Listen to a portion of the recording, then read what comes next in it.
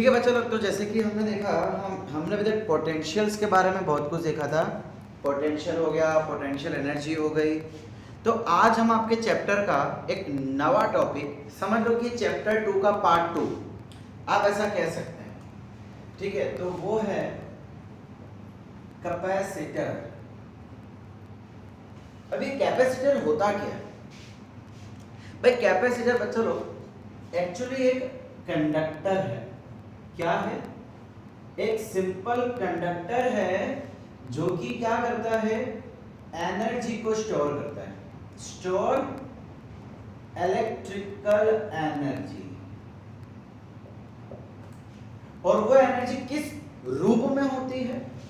किस रूप में होती है? चार्ज के रूप में। एक्चुअली वो चार्ज स्टोर करता है और समय आने पे उसको सप्लाई करता है। अब भाई आपके बहुत सारी मोटर्स या बहुत सारे इलेक्ट्रिकल डिवाइस ऐसे हैं जिसको शुरू होने में ज़्यादा चार्ज चाहिए, ज़्यादा एनर्जी चाहिए। भाई अगर मैं आपके बात करूं कूलर के पंखे की, या कूलर के अंदर जो मोटर होती है उसको स्टार्टिंग में करंट बहुत चाहिए होता है, लेकिन चलते रहने के लिए करंट बहुत नहीं चाहिए। भाई आपने देखा ही होगा, एक ना आपने स्टैटिक फ्रिक्शन पढ़ा होगा। भाई अगर कोई चीज़ खड़ी हुई है तो उसको मुझे अगर मोशन में लेके आना है तो ज़्यादा एनर्जी लगानी पड़ती है, बट किसी मोशन वाली चीज़ को मोशन में रखने के लिए ज़्यादा एनर्जी की जरूरत पड़ती नहीं है। आई होप आप ये सब जानते ही होंगे। सो भाई अब अगर मैं बोल दूँ कि चलो कोई मोटर है, वो बोल दे कि यार मुझे 30 एम्पियर चाहिए, मुझे 50 एम्पियर चाहिए, मुझे 60 एम्पियर चाहिए स्टार्टिंग में। भाई 50-60 एम्पियर बहुत बड़ा करंट होता है। सुनने में हमको लगता है छोटा, लेकिन एक्चुअली बहुत बड़ा होता है वो। तो हमारी बैटरी जो है ना, बैटरी है या पावर सप्लाई है, वो इसके सक्षम नहीं है। भाई आपके, अगर मैं नॉर्मल की बात करूँ, नॉर्मल कंडीशन में आपके घर का जो मैक्सिमम करंट होता है ना, करंट सप्लाई, वो होता है 30 एम्पियर। कितना होता है? सिर्फ 30 एम्पियर। अब आपको मोटर बोल रही कि मुझे 50 एम्पियर चाहिए, तो फिर तो पॉसिबल ही नहीं है। इसीलिए आप देखोगे कि आपके कूलर में एक वाइट कलर की एक डब्बी लगाई जाती है, या अगर आपका सीलिंग पंखा होगा, सीलिंग पंखे को निकालना एक सिलेंडर शाफ्ट का मिलेगा, वो आपके पंखे के ऊपर लगा होता है। तो उसी को हम कहते हैं कैपेसिटर। और उसको है ना, जो ये कूलर रिपेयर करने वाले होते हैं, दूसरे लोग होते हैं ना, वो लोग उसको कंडेंसर भी कहते हैं। क्या कहते हैं? कंडेंसर। भाई इसका मतलब ये नहीं है कि ये पानी को, गैस को कंडेंस करेगा, ऐसा कुछ नहीं है। इसको कंडेंसर के नाम से भी कहा जाता है। अब ये करता क्या है भाई? क्यों इसको पंखों में या क्यों इसको मोटर में लगाया जाता है? तो जैसे कि हमने बोला कि भाई ये इलेक्ट्रिकल एनर्जी को स्टोर करने का काम कर रहा है। कैसे स्टोर करेगा, क्या करेगा, वो हम आगे देखने वाले हैं। बट ये एनर्जी को स्टोर करता है एंड उसको जरूर पड़ने पे एक बार में एनर्जी दे देता है। Store charge and supply it at once. भाई अगर मैं बैटरी को बोलूं कि भाई मुझे 50 एम्पियर की जरूर है, लाओ मुझे 50 एम्पियर दे, तो बोलेगा नहीं, मैं तो जितना दे रहा हूं उतना ही दे पाऊंगा। अगर मेरी लिमिट है 10 एम्पियर की, तो मैं तो 10 ही दूंगा, 50 से मैं उससे ऊपर जा ही नहीं सकता। तो इस समय कैपेसिटर हमारा काम करेगा। कैपेसिटर क्या करता है भाई? एनर्जी को स्टोर करता जा रहा है, एनर्जी को स्टोर करता जा रहा है, एंड जैसे ही जरूरत पड़ी एक बार में उसको उसने सप्लाई कर दिया। तो यही है हमारे कैपेसिटर की खासियत। ठीक है बच्चा लोग, यहां तक समझ आया आप लोग को? फिर देखिए, अगर मुझे बैटरी के बारे में, जैसे हमने पहले भी डिस्कस किया, तो बैटरी में आप सबने पढ़ रखा है, वोल्टेज सेल, नॉर्मल सेल, है ना। वो क्या काम करेगा भाई? वो केमिकल एनर्जी को इलेक्ट्रिकल एनर्जी में कन्वर्ट करने का काम कर रहा है। मैं केमिकल एनर्जी को इलेक्ट्रिकल एनर्जी में कन्वर्ट, मतलब आपने सबने पढ़ा हुआ है वोल्टेज सेल क्या होता है, आप सबने पढ़ा हुआ है। ठीक है, तो भाई केमिकल एनर्जी बनती जाएगी, इलेक्ट्रिकल एनर्जी कन्वर्ट होती जाएगी, सप्लाई होती जाएगी। वो एक साथ ज्यादा अमाउंट में दे नहीं सकता। तो यही फर्क है हमारे कैपेसिटर और बैटरी में। अब मैं आपको एक और चीज बता दूं, आपका पंखा जो है ना, वो एक्चुअली डीसी करंट पे चलता है। जितने भी पंखे हैं, मोटर है, मोस्टली सारे के सारे 99% सब डीसी होती है। और आपके पावर सप्लाई में कौन सा करंट आता है? AC current. अब आपको पता है कि ऑल्टरनेट करंट का मतलब क्या होता है कि जो करंट पॉजिटिव से नेगेटिव वेरी हो रहा है। अब अगर मान लो कि अगर मैं डीसी के समय करंट को वेरी कर रहा हूं तो आपका पंखे की स्पीड क्या होगी? फास्ट होगी, तेज होगी, फास्ट होगी, तेज होगी। क्या ऐसा होता है? नहीं होता। क्यों नहीं होता? क्योंकि भाई उसके पास कैपेसिटर ऑलरेडी कनेक्टेड है। अगर आपका पंखा चलना बंद हो जाए, कितनी बार ऐसा भी होता है कि आपका पंखा हम बटन चालू करते हैं लेकिन पंखा चालू नहीं होता, फिर हम उसको हाथ से घुमाते हैं तो चालू हो जाता है। कितनी बार ऐसा होता है? इसका मतलब कि उसको जो स्टार्टिंग एनर्जी मिलनी चाहिए थी कैपेसिटर से वो नहीं मिल रही है। उस केस में कैपेसिटर में प्रॉब्लम आना शुरू हो जाती है। मतलब एक चीज़ श्योर है कि अगर किसी बड़ी चीज़ को, किसी बड़े इलेक्ट्रिकल डिवाइस को शुरू करना है तो उसके लिए कैपेसिटर की जरूरत पड़ती है, और उसके बीच में भी अगर उसको वोल्टेज मेंटेन रखना है। देखो आपने पहले पढ़ा था कि बैटरी पोटेंशियल डिफरेंस मेंटेन रखती है, बिल्कुल सही बात है, बैटरी मेंटेन रखती है। लेकिन जब एसी बैटरी आएगी, ये कौन सी बैटरी की बात करते हैं? आपने पढ़ा होगा 11th में 10th में, battery maintains the potential difference in the circuit, है ना? तो वो कौन सी बैटरी होती है? वो डीसी बैटरी होती है। लेकिन अगर मैं एसी बैटरी ले लेता हूँ, मतलब एसी सप्लाई ले लेता हूँ, तो उस केस में मुझे कुछ तो चाहिए ना पोटेंशियल को मेंटेन रखने के लिए। तो वो काम कौन करेगा? कैपेसिटर करेगा। कैसे करेगा, किस तरीके से करेगा, वो हम आगे पढ़ेंगे। अब इसके आगे जरा हम एक चीज देख लेते हैं भाई। तो कैपेसिटर किन किन टाइप्स के हमें पढ़ने हैं भाई, एक चीज याद रखना। हाँ, टाइप्स भी देखेंगे, उससे पहले एक और चीज, कैपेसिटेंस। भाई कैपेसिटेंस क्या होता है? देखो आपने बच्चे लोग 10th में एक चीज पढ़ी थी जिसको आप लोग कहते थे रेजिस्टर, याद है ना? अब ये रेजिस्टर क्या करता था? करंट को ब्लॉक करने का काम करता था। रेजिस्टर आप कुछ इस तरीके से दिखाते थे, ये zigzag zigzag zigzag। इस डिवाइस को रेजिस्टर कहा जाता था और इसकी जो वैल्यू होती थी उसको रेजिस्टेंस कहा जाता था। सिमिलरली कैपेसिटर की जो वैल्यू होगी, या मैं ऐसा बोल सकता हूं कि capacity to hold the charge. देखो हर कंडक्टर की, जितने भी कंडक्टर है, जितने भी कैपेसिटर है, भाई एक चीज याद रखना बेटा, capacitor is nothing but the conductor. हाँ, वो एक कंडक्टर को लेके ही बनाया जाता है।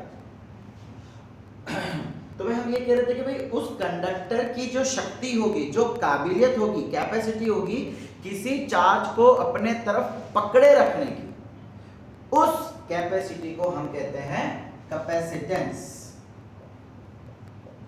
The capacity of any conductor to hold the charge, to hold the charge. एक चार्ज को पकड़ के रखने की जो कैपेसिटी होती है उससे हम कहते हैं कैपेसिटेंस। अब भाई हम लोग है ना स्फेरिकल कैपेसिटर देखने वाले हैं। एक्चुअली आपके सिलेबस में स्फेरिकल कैपेसिटर बहुत नहीं है, मोस्टली आपका है पैरेलल प्लेट कैपेसिटर, बट आज के लिए हम स्फेरिकल भी देखेंगे बिकॉज कुछ बेसिक कॉन्सेप्ट जो है उसके अंदर से सीखने के लिए। अब चाहे स्फेरिकल हो कि चाहे पैरेलल प्लेट कैपेसिटर हो, उसके कैपेसिटेंस की जो वैल्यू है वो दी जाती है Q बाय V से। Capacitance is equal to charge upon potential, charge upon potential. भाई अब एक सोचने वाली बात ये है बच्चा लोग कि हमने डेफिनेशन बोली capacitance is the capacity to hold the charge, charge को पकड़ के रखने की कैपेसिटी है, लेकिन फॉर्मूला में ये पोटेंशियल भी आ गया। ये कहां से आया? चलो फटाफट इसको देख लेते हैं कि ये कैपेसिटेंस जो है, सॉरी ये पोटेंशियल जो है, ये पिक्चर में कहां से आया। अब चलो मान लो कि मैं एक स्फीयर ले लेता हूं और उस कंडक्टर है ये, और उसके सरफेस पे मैं चार्ज दे देता हूं। अब अगर मान लो कि इन्फिनिटी पे एक और चार्ज पड़ा है dq, ऑलरेडी हमने इस पे चार्ज स्प्रेड किया हुआ है, तो इस dq को अब मुझे इंफिनिटी से उठा के यहां लेके आना है, मतलब मुझे वर्क डन करना पड़ेगा। सपोज करो कि स्टार्टिंग में कोई भी चार्ज नहीं था, सपोज कि ये सिंपल कंडक्टर है, सिंपल कंडक्टर है, तो हमने क्या किया कि एक डीक्यू को उठा के यहाँ ले आए और उसके लिए मुझे कोई वर्क नहीं करना पड़ेगा, कोई भी नहीं। क्यों? बिकॉज यहाँ पे कोई चार्ज नहीं है, ये इस समय न्यूट्रल है, इस समय पे न्यूट्रल है, बीच में कोई फ्रिक्शन नहीं है, कुछ नहीं है, तो इसको यहाँ से उठा के यहाँ लाने में कोई मेहनत ही नहीं जाएगी, वर्क डन 0 हो जाएगा आपका, dw1 = 0। ठीक है, फर्स्ट टाइम कंप्लीट हो गया। अब कंप्लीट होने के बाद क्या होगा भाई, dq चार्ज, जो भी छोटा सा चार्ज इस पे हम डालेंगे वो स्प्रेड हो जाएगा। हम क्या करते हैं, अब एक और dq को उठा के लेके आते हैं। अब भाई ये चार्ज इस चार्ज को रिपेल करेगा, भाई ये भी पॉजिटिव चार्ज है और सेकंड टाइम भी हम पॉजिटिव चार्ज को लेके आ रहे हैं, तो ये इसको रिपेल करेगा। रिपेल करेगा मतलब सीधी सी बात है कि मुझे वर्क डन करना पड़ेगा, है ना, कुछ ना कुछ तो वर्क डन होगा ही होगा। और वर्क डन कैसे मिलता है भाई, change in potential is equal to work done by external agent, हम पढ़ चुके हैं सब चीजें, अपॉन चार्ज। तो अगर मैं छोटे से चार्ज को लेके आ रहा हूं और छोटा सा वर्क डन हो रहा है, तो वर्क डन क्या हो जाएगा, dw = ΔV/dq। इसका मतलब जितना ज्यादा पोटेंशियल, एंड बच्चा लोग आपको मालूम है डेल्टा V का मतलब क्या होता है, डेल्टा V = Vf - Vi, और Vi क्या है हमारा, इंफिनिटी है, सो इंफिनिटी में तो 0 हो जाएगा। इसका मतलब डेल्टा V को क्या मैं Vf बोल सकता हूं, Vf का मतलब ये फाइनल इसका पोटेंशियल, सो फिलहाल हम इसको सिर्फ V लिख लेते हैं। सो यहाँ पे क्या आ जाएगा, V आ जाएगा। इसका मतलब बच्चा लोग जितना ज्यादा पोटेंशियल होगा उतना ज्यादा वर्क डन भी तो करना पड़ेगा ना, आप समझ रहे हो। आज हमने डेफिनेशन क्या देखी कि किसी कंडक्टर पे कितना चार्ज हम पकड़ के रख सकते हैं, उस कैपेसिटी को हम कहते हैं कैपेसिटेंस। अब आप चार्ज डालते जा रहे हो, लेकिन जितना ज्यादा चार्ज डालते जाएंगे उतनी ज्यादा वर्क डन भी तो करनी पड़ेगी। और वर्क डन का मतलब क्या होता है कि भाई एनर्जी, मतलब कोई इलेक्ट्रिकल एनर्जी देंगे या कोई हीट एनर्जी देंगे या कोई एनर्जी देंगे जिसके मदद से ये उठ के यहाँ पे आएगा। सो पोटेंशियल जितना ज्यादा उतनी ज्यादा एनर्जी, इसीलिए यहाँ पे कैपेसिटेंस के फॉर्मूला में पोटेंशियल भी आता है। चार्ज तो आएगा ही आएगा बिकॉज उसी की कैपेसिटी है। अब चार्ज पकड़ के रखने की डिपेंड किस पे करता है, कितना चार्ज पकड़े रख सकते हैं वो डिपेंड किस पे करता है कि ऑलरेडी यहाँ पे कितना पोटेंशियल है, समझ रहे हो ना, कितना पोटेंशियल पहले से है, इसीलिए ये फॉर्मूला हो जाती है कैपेसिटेंस की। अब चलो एक चीज बहुत ध्यान से देखना भाई, आपने 10th में पढ़ा था according to Ohm's law V is directly proportional to I, और इसको हम लिखते थे V = IR, जहां पे रेजिस्टेंस जो है वो आपका कांस्टेंट रहता था। कांस्टेंट भाई आपने पढ़ा होगा V1/I1 = V2/I2 = V3/I3 and so on, कि भाई वोल्टेज और करंट का रेशियो हमेशा सेम रहता है, वो कभी चेंज नहीं होगा। वोल्टेज चेंज होगा, करंट चेंज होगा, लेकिन उसका रेशियो चेंज नहीं होगा। और उस रेशियो को हम क्या बोलते थे भाई, उसी रेशियो को तो हम रेजिस्टेंस कहते थे। सिमिलरली यहां पे याद रखना, similarly capacitance does not depend on charge और V। भाई कैपेसिटेंस चार्ज और पोटेंशियल पे डिपेंड नहीं करता, इस पे। आप बोलोगे सर आपने फॉर्मूला लिखी तो कैसे डिपेंड नहीं करता, भाई मैं ऐसा कहना चाह रहा हूं कि जितना ज्यादा पोटेंशियल बढ़ता जाएगा उसके हिसाब से चार्ज की कैपेसिटी चेंज होती जाएगी, तो ये रेशियो हमेशा सेम रहेगा। भाई जब किसी भी कंडक्टर को बनाया जाता है तो उसके ऊपर समझ लो, मान लो कि एक ठप्पा लग जाता है कि भाई तेरा जीवन भर कैपेसिटेंस इतना ही रहेगा। कैपेसिटेंस डिपेंड करता है, ऐसा नहीं है किसी पे डिपेंड नहीं करता, वो डिपेंड करता है। किस पे डिपेंड करता है, so depends on dimensions. And medium. भाई वो डायमेंशन, भाई क्या है डायमेंशन, मैं आपको अगले 5 या 10 मिनट बताऊंगा। भाई डायमेंशन और कौन सा मीडियम है, किस मीडियम के अंदर रखा गया है, या किस चीज का वो कंडक्टर बनाया गया है, और उसकी क्या लंबाई है, क्या एरिया है, क्या रेडियस है, ये सब जो डायमेंशन होते हैं उस पे डिपेंड करता है आपका कैपेसिटेंस, ना ही Q बाय V पे। ठीक है ना भाई, इसको रिलेट करना सीखो। ओम्स लॉ ने क्या कहा था कि वोल्टेज और करंट का रेशियो सेम, सिमिलरली चार्ज और पोटेंशियल का रेशियो सेम रहता है, और उसको हम कैपेसिटेंस कहते हैं। पर कैपेसिटेंस चार्ज और पोटेंशियल पे डिपेंड नहीं करता। यहां तक कोई प्रॉब्लम बच्चा किसी को? ठीक है भाई, सो यहां तक हमने समझ लिया कि वो चार्ज और पोटेंशियल पे डिपेंड नहीं करता।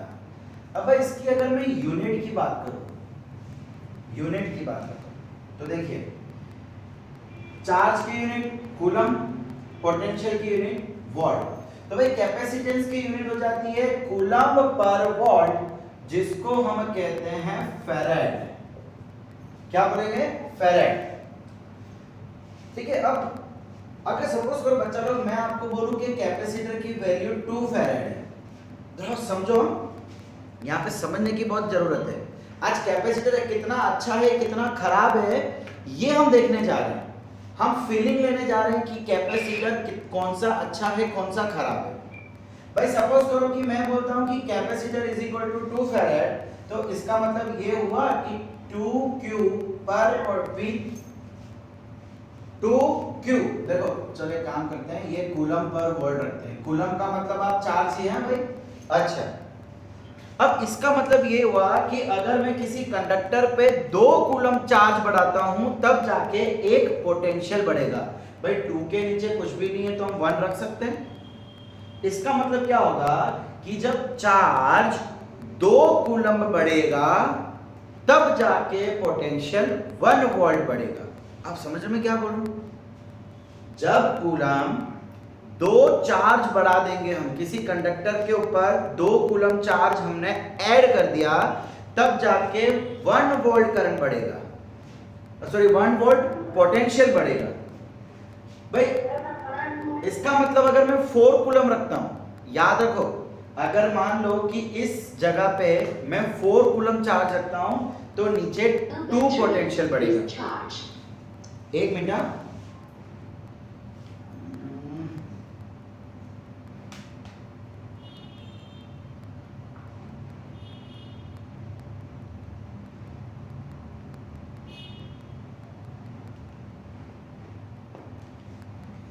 ओके भाई अगर मान लो कि मैं बोलता हूं capacitor is equal to 0.01 coulomb पर चार्ज पोटेंशियल कूलम पर V। भाई इसका मतलब ऐसा है कि सिर्फ भाई देखो आज ये कितना बेकार कैपेसिटर हो जाएगा कि यार अगर आपने 0.01 कूलम भी अगर बढ़ा दिया तो उसका पोटेंशियल 1 वोल्ट से बढ़ जाएगा। और बच्चा अगर पोटेंशियल बढ़ता है तो कैपेसिटेंस की काबिलियत कम होती जाती है। भाई देखो क्या मैं यहाँ पे ऐसा बोल सकता हूँ कि जितना चार्ज ज्यादा उतना पोटेंशियल कैपेसिटेंस ज्यादा होगा, जितनी काबिलियत ज्यादा होगी। सुनो ध्यान से मैं क्या बोल रहा हूँ, जितनी चार्ज को पकड़ने की शक्ति ज्यादा होगी उतना कैपेसिटेंस ज्यादा होगा, लेकिन जितना पोटेंशियल कम होगा। अगर आपको कैपेसिटेंस बढ़ाना है तो उसके लिए पोटेंशियल का कम होना जरूरी है। ऑब्वियसली कैपेसिटेंस डिपेंड नहीं करता, लेकिन कैपेसिटेंस की जो वैल्यू फिक्स हो गई है, जो कांस्टेंट हो गई है, वो कांस्टेंट वैल्यू किस पे डिपेंड करती है कि आपका पोटेंशियल किस तरीके से बढ़ेगा या किस तरीके से कम होगा।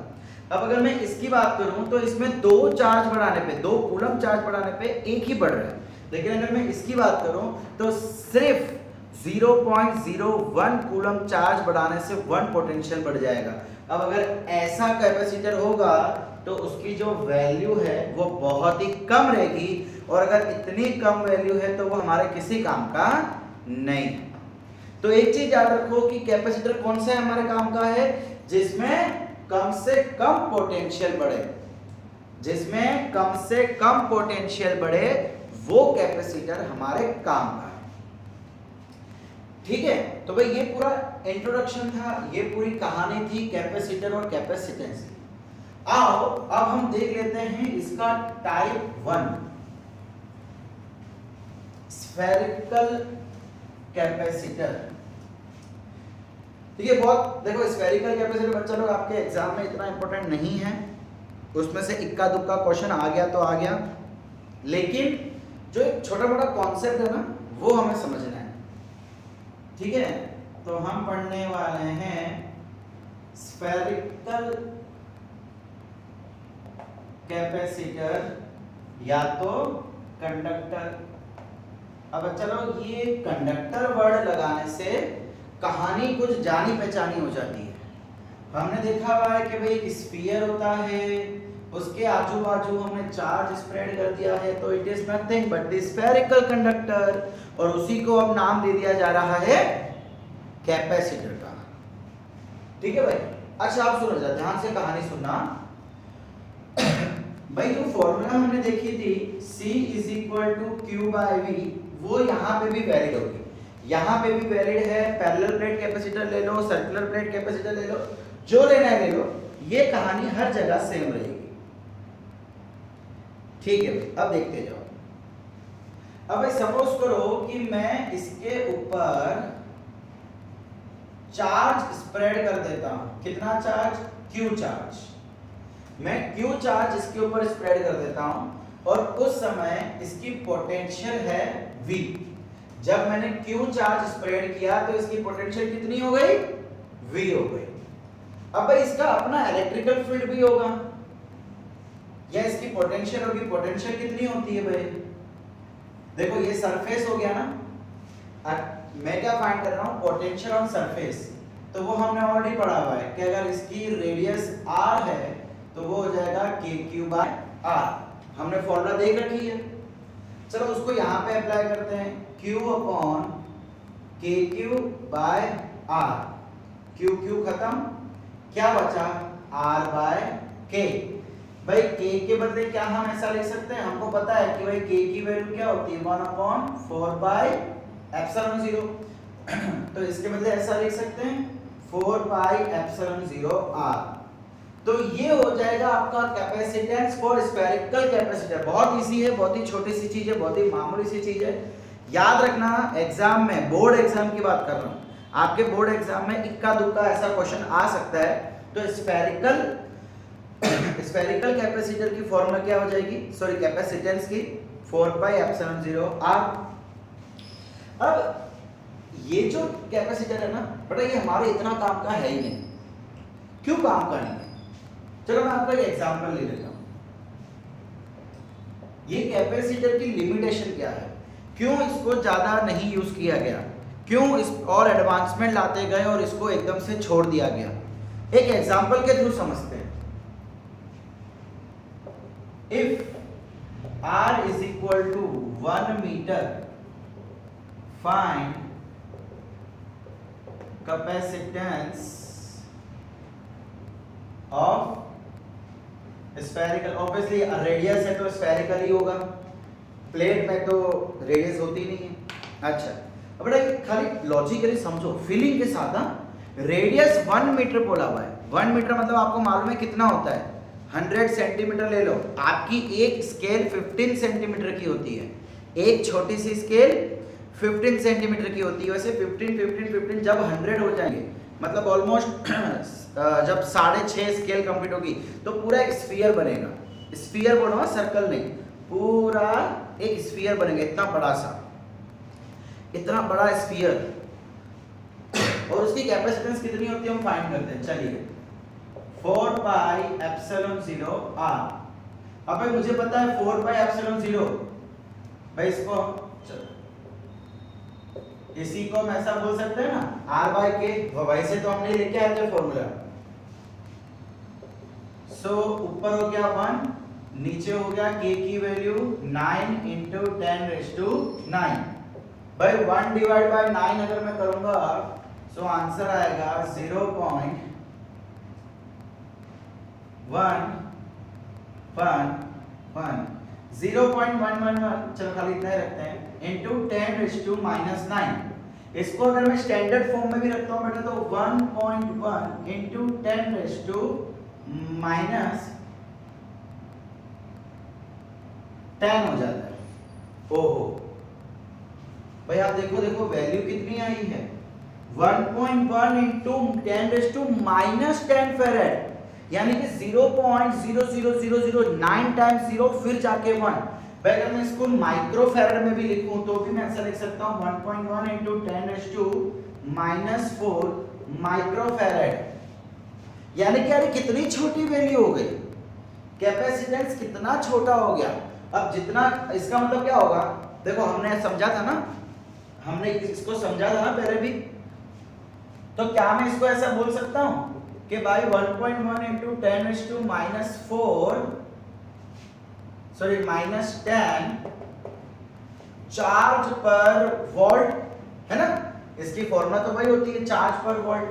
भाई इसका मतलब क्या हो गया बच्चा लोग कि जब आप इतना सा चार्ज, कितना सा चार्ज 0.000001, भाई एक मामूली सा चार्ज बढ़ाओगे तो पोटेंशियल 1 वोल्ट से बढ़ जाएगा। इसका प्रैक्टिकली समझो, इसको प्रैक्टिकली कि इतना सा चार्ज बढ़ाएंगे भाई 0.9 टाइम्स 0 देन 1, इतने से चार्ज बढ़ाने में पोटेंशियल 1 से बढ़ गया। अब अगर पोटेंशियल 1 वोल्ट से बढ़ जाएगा इसका मतलब दूसरे चार्ज को लाने में मुझे वर्क डन बहुत ज़्यादा करना पड़ेगा। इसका मतलब बहुत जल्दी ऐसा समय आ जाएगा कि इस पे और चार्ज स्टोर नहीं होगा, और चार्ज स्टोर नहीं होगा तो ये एनर्जी स्टोर नहीं कर पाएगा, एनर्जी स्टोर नहीं कर पाएगा तो हमारे किस काम का। भाई कैपेसिटर बनाया क्यों गया था, ये सोच के कि भाई वो एनर्जी को स्टोर करेगा और एक साथ सप्लाई करेगा, लेकिन यहाँ पे वो चीज़ हो नहीं पा रही। अब आप समझ लो कि क्या क्यों ऐसा हो रहा है, इसकी कैपेसिटेंस बहुत बहुत बहुत कम रहती है। अच्छा मान लेते हैं कि अगर मुझे कैपेसिटेंस इसका 1 करना है, अगर मुझे स्फेरिकल कैपेसिटर का कैपेसिटेंस 1 करना है, for C is equal to 1 farad, what should be the radius of spherical conductor। चलो हम इसका रेडियस फाइंड करते हैं। सो फॉर्मूला हमको पता है C is equal to 4πε0r, मुझे रेडियस चाहिए तो radius is equal to C upon 4πε0, और भाई इसको हम ऐसा कह सकते हैं ना K इंटू सी, 1/4πε0 क्या K ही तो होता है। सो 9 इंटू 10⁻⁹ इंटू 1, 9 इंटू 10⁻⁹ मीटर। भाई देखो मीटर क्यों लगाया, कैपेसिटर जो है हमको एसआई यूनिट में दिया था, फैराडे जो है वो उसकी एसआई यूनिट है, तो जो रेडियस आएगा वो भी एसआई यूनिट में आ जाएगा मीटर में। 9 इंटू 10⁻⁹, बच्चा लोग अर्थ का रेडियस पता है आपको, अर्थ का रेडियस पता है 6.4 या 6.6 इंटू 10⁻⁶ मीटर। बच्चा लोग ये जो कैपेसिटर है वो हमारे अर्थ से भी बड़ा हो गया। भाई अर्थ का कैपेसिटर होता है, सॉरी अर्थ का रेडियस होता है 6.6 इंटू 10⁶ मीटर, और अगर मुझे कैपेसिटेंस 1 करना है तो मुझे स्फीयर कितना बड़ा चाहिए, रेडियस कितनी होनी चाहिए 9 इंटू 10⁹ मीटर, यानी कि अर्थ से भी बड़ा कैपेसिटर। लो हद कर दे इसने तो बस बेटा यही लिमिटेशन हो गई इसकी, क्यों इसको ज्यादा नहीं यूज किया जाता, क्यों इसको नहीं ज्यादा किया जाता, ये इसकी लिमिटेशन हो गई। सो लिमिटेशंस, पहली limitation, it has very low capacitance. भाई इसकी कैपेसिटेंस बहुत ही कम होती है, हमने देख चुके हैं ऑलरेडी। दूसरी प्रॉब्लम क्या है इसकी, भाई हमने इतना सब कुछ पढ़ा, कुछ आपको आइडिया कि एक प्रॉब्लम तो हो गई इसकी वैल्यू की, और दूसरी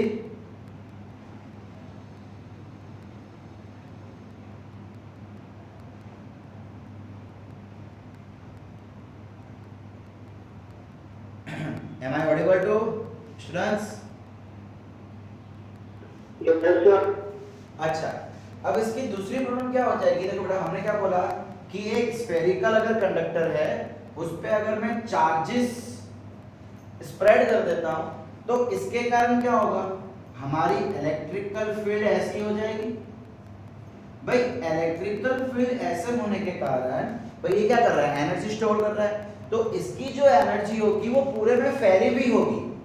भाई इसकी जो एनर्जी होगी वो R से लेके इंफिनिटी तक फैली हुई होगी। R यानी देखो भाई अंदर तो चार्ज है नहीं, तो अंदर तो इसकी एनर्जी होगी नहीं। जो एनर्जी वो सरफेस से शुरू हो रही है और R क्या लेते हैं? इसका रेडियस। भाई सपोज करो कि अगर मैं एक छोटा सा चार्ज लेके आता हूं प्लस q, तो ये प्लस ये इसको रिपेल करेगा मतलब एनर्जी का यूज करेगा।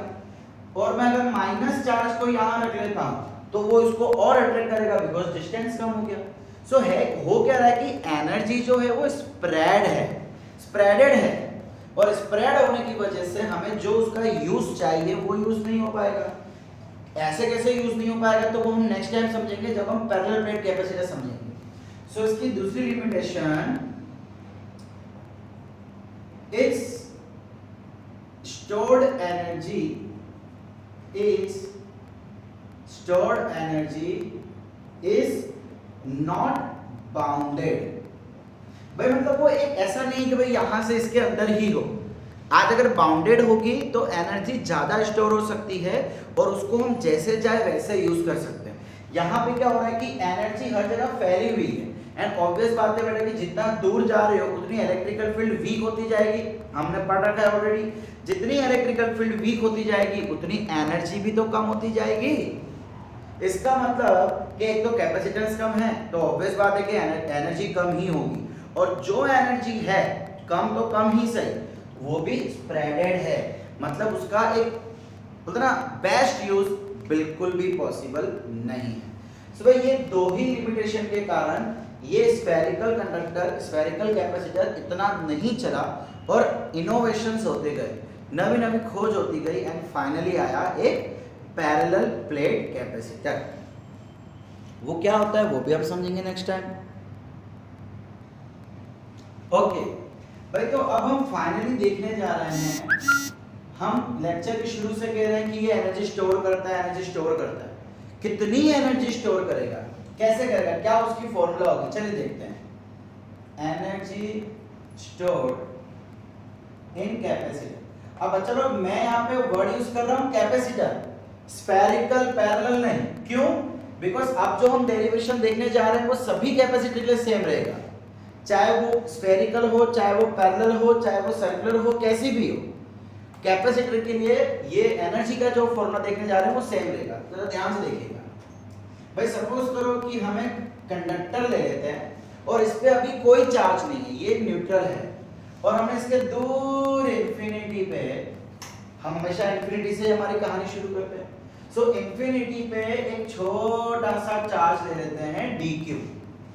अब उसको उठा के यहाँ लेके आते हैं। सो आपको मालूम है कि जब फर्स्ट टाइम लेके आएंगे तब तो कोई वर्क डन, कोई एनर्जी की जरूरत पड़ेगी नहीं।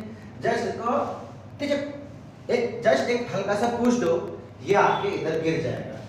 अब जब वो इधर आ गया इसका मतलब इसके ऊपर dq चार्ज स्प्रेड हो जाएगा। वैसे कंप्लीटली फिलअप नहीं हुआ, देखो जगह खाली है।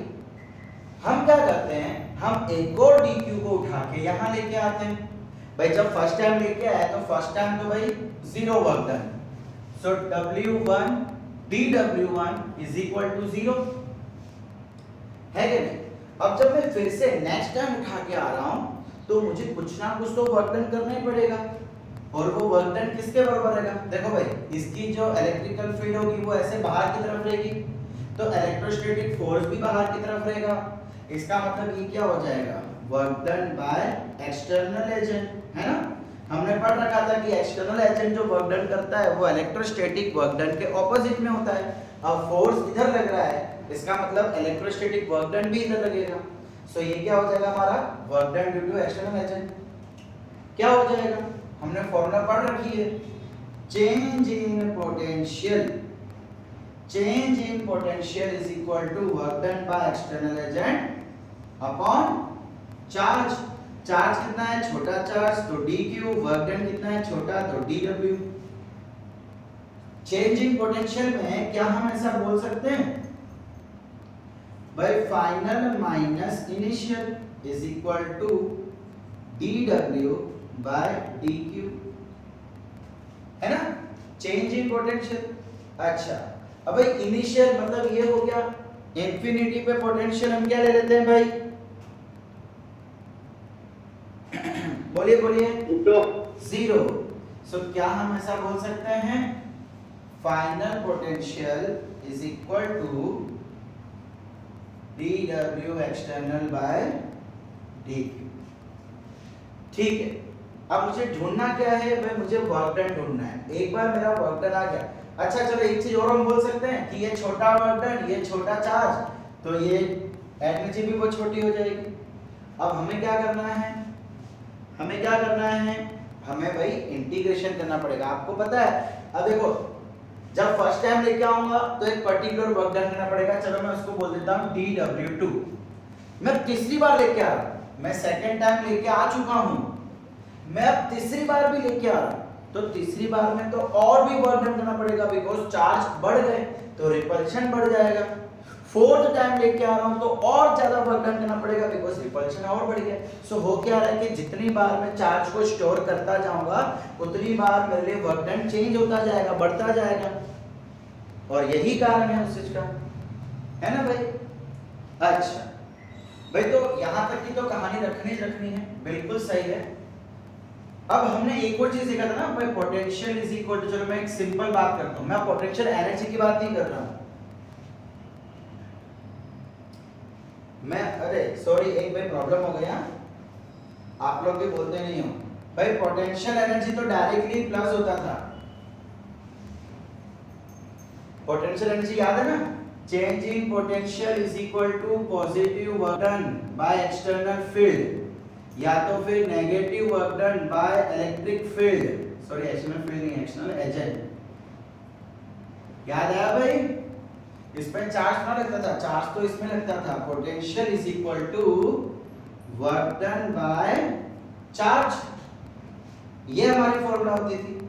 अब इसको हम यहां ले आते हैं, तो ये क्या हो जाएगा, dw is equal to v dq, इसको हम यहां उठा के ले आते हैं। और जैसे कि हमने देखा कि हर बार वर्क डन चेंज होता जाएगा, तो मुझे टोटल वर्क डन फाइंड करने के लिए क्या करना पड़ेगा, इसका इंटीग्रेशन।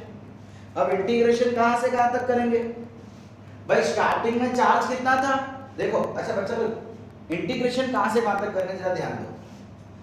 हमारा वेरिएबल क्या है भाई, पोटेंशियल तो फिक्स है, पोटेंशियल यहाँ पे चेंज नहीं होगा। चेंज क्या होता जाएगा, मतलब वेरी क्या हो रहा है, चार्ज, हम चार्ज को चेंज करते जा रहे हैं, यस और नो।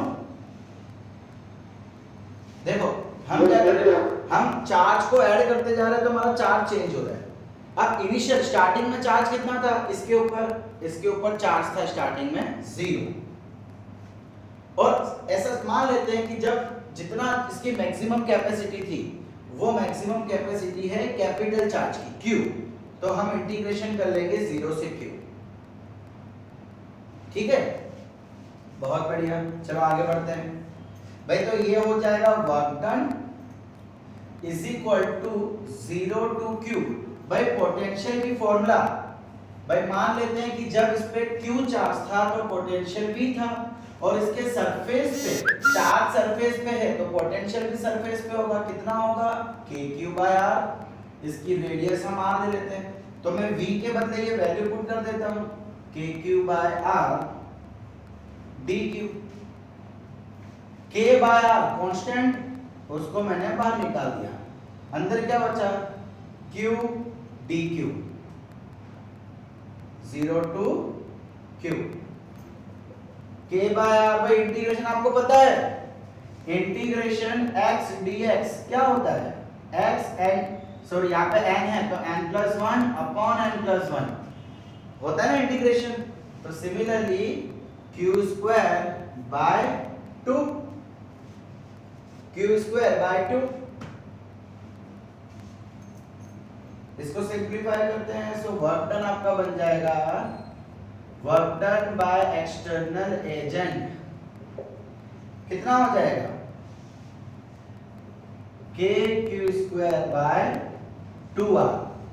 कितना वर्क डन हो गया k q square bye 2r करना है ना। ओके 0 टू वो एक्चुअली यही आंसर आएगा, मैंने इसलिए डायरेक्टली पुट कर दिया। ठीक है, तो एक बार q के बदले कैपिटल Q, एक बार q के बदले 0, तो बड़ा एक्चुअली वही होने वाला है। जब आप upper limit minus lower limit रखेंगे तो ये वही होने वाला है, बिकॉज़ 0 रखोगे तो 0 मल्टीप्लाई एनीथिंग 0 हो जाएगा और फाइनल आंसर क्या आ जाएगा k q square bye 2r। ठीक है, अब ये तो हमको वर्क डन मिला है, एनर्जी नहीं मिली है। एनर्जी के लिए हमको पता है फिर से जो हमने पहले किया था, चेंज इन पोटेंशियल। भाई पोटेंशियल एनर्जी देखा था ना, potential energy is equal to positive work done by external agent. याद आ रहा है भाई कुछ?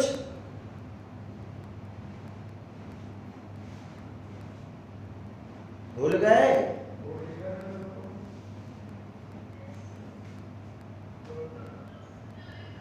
देखो तो ये अपना पोटेंशियल एनर्जी यही हो जाएगा k q square bye 2r, because हमको पता है कि भाई जितना वर्क डन होता है उतनी ही एनर्जी होती है। सो एनर्जी कितनी हो जाएगी k q square bye 2r।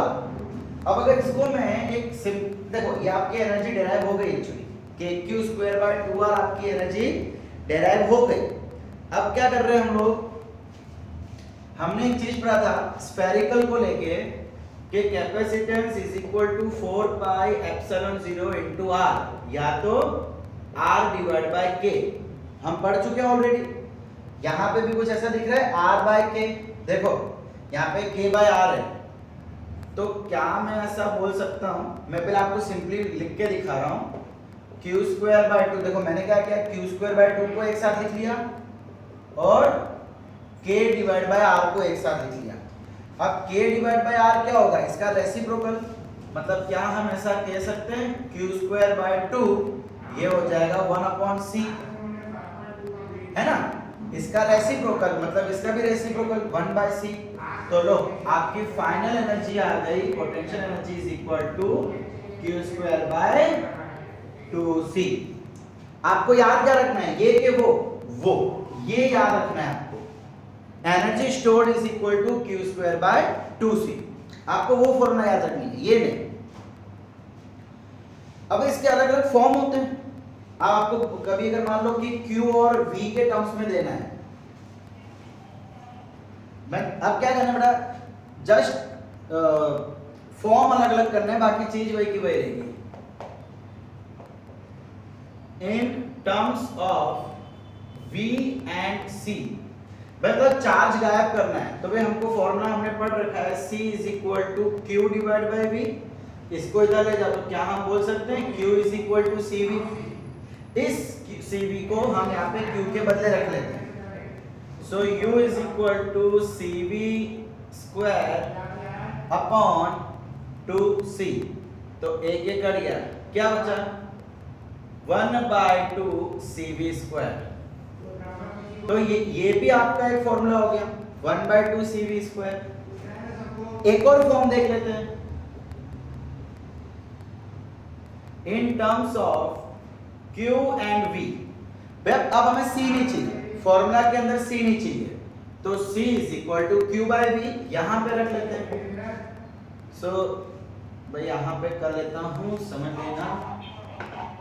यहां पे क्या हो जाएगा, u is equal to q square upon 2 c के बदले q बाय v। ये c था ना, हमने फर्स्ट टाइम क्या किया, फर्स्ट टाइम हमने q के बदले c भी रखा था। अब हमको c नहीं चाहिए भैया, अलग अलग फॉर्म देख रहा हूं। आप बोलोगे सर ये फॉर्मूला है वो है कि जो कर रहे हो वो है, तो तीनों अपनी अपनी जगह पे सही है, फॉर्म खाली अलग है। एक में पोटेंशियल नहीं आ रहा, एक में चार्ज नहीं आ रहा और इसमें कैपेसिटेंस नहीं आएगा। अलग अलग फॉर्म है, बस कैसे निकाल रहे हैं, तो ये फॉर्मूला हाँ हाँ हाँ Q by V। तो इसकी मदद से हम अलग अलग फॉर्म निकाल रहे हैं। तो ये क्या, ये ऊपर चला जाएगा, क्या आ जाएगा, हाफ QV। ठीक है, ये V जो है ऊपर चला गया, QV 1/2 QV। सो ये इसका हो गया एक और फॉर्म। समझ आ रहा है बच्चा लोग? आज का लेक्चर बड़ा यहीं तक सीमित रखते हैं। नेक्स्ट टाइम हम देखेंगे पैरेलल प्लेट कैपेसिटर, जो कि आपके बोर्ड एग्जाम में बहुत ही इंपॉर्टेंट है। उस पे से कई सारे क्वेश्चन आते हैं। ये टॉपिक पे से क्वेश्चन, जैसे मैंने कहा, इक्का दुक्का आ जाए तो आ जाए, बट जो फॉर्मूला हमने देखी C = Q / V, ये इलेक्ट्रिकल एनर्जी, ये पोटेंशियल एनर्जी, ये हमेशा वही रहेगी, सेम रहेगी। तो एक बेसिक देखने के लिए हमने ये टॉपिक देखा था, और नेक्स्ट टाइम हम शुरू करेंगे पैरेलल प्लेट कैपेसिटर। ठीक है बेटा, थैंक यू।